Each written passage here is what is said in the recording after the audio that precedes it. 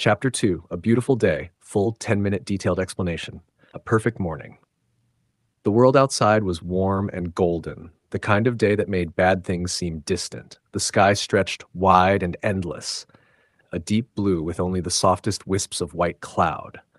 The late summer air carried the scent of warm dust, ripened grain, and cut wood.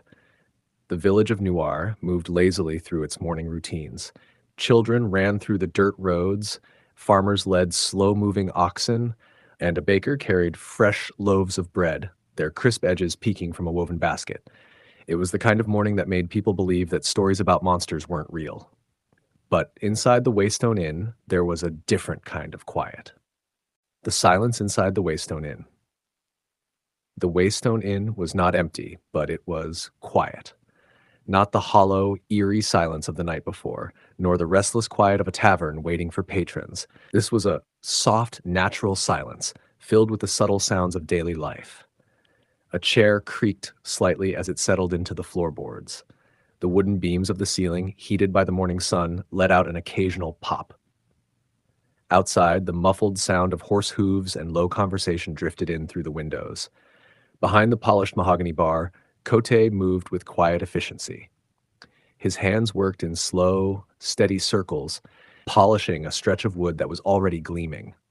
To anyone watching, he looked like nothing more than a simple innkeeper, a man with the careful patience of someone used to running a quiet business, tending to small tasks. But to those who had been here the night before, who had seen Carter stumble in, pale, his hands shaking, speaking of a body torn apart in the dark, they knew something had changed. And for those who had been watching closely, they might have noticed that Kvothe's movements were too smooth, too controlled.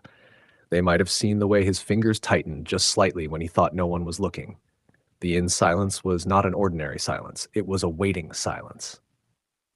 Bast arrives. The door opened softly. There was no loud creak, no heavy footsteps. The person who entered did not stumble in clumsily or push the door wide open. Instead, Bast stepped inside quietly, moving with a grace most men did not possess.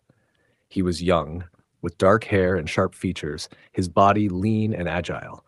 There was something about the way he moved, light on his feet, almost cat-like. Something about his posture that suggested he belonged to a different world than the one outside the tavern. He stopped just inside the doorway, glancing around with sharp eyes before stepping forward. Kvothe. The way he said it was careful.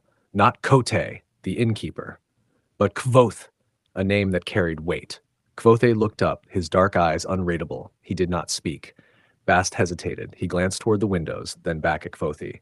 His voice was quieter when he spoke again. "You heard?" Kvothe nodded once.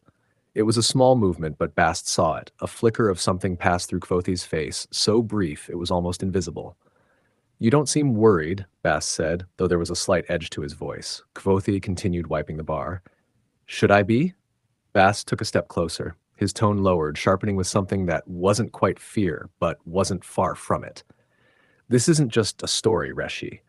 The word Reshi was not something just anyone would use. It meant master, teacher. It was a word of respect, a word that carried meaning between them.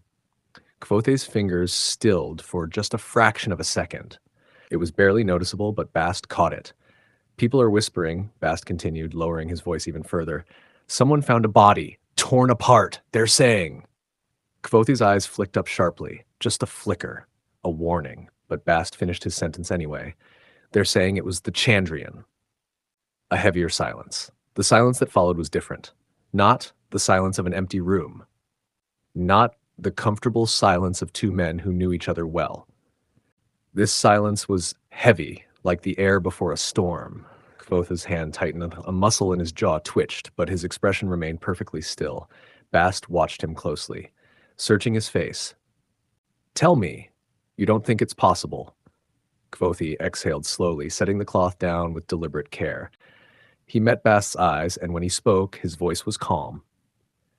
"Smooth. It's just a story." Bast studied him for a moment longer, and for a second, just a second, he almost believed him. But then Kvothe's gaze flickered toward the window. It was small, almost imperceptible, A glance, a hesitation, and in that instant, Bast felt something shift, something dark and uncertain. Outside, the world moved on. The village of Newarre carried on as if nothing had changed. A farmer walked past, leading an ox with one hand on the reins.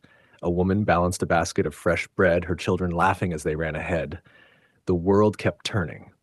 But inside the Waystone Inn, something was different. Kvothe stood still, his hands resting against the polished surface of the bar, his gaze distant. Outside, the day was beautiful, but Kvothe knew better than to trust beautiful days. And somewhere, out there in the world, something had woken up.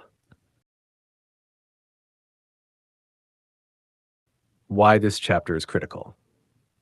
This chapter isn't just a transition, it's layered with tension, foreshadowing, and unspoken truths. Kvothe's mask is slipping. We see glimpses of the man behind the innkeeper. Bast is worried. His tone, his hesitation, it all hints at something deeper. The Chandrian are not just a story. This is expert storytelling. It makes you feel the tension without anything dramatic happening, and that's what makes it brilliant.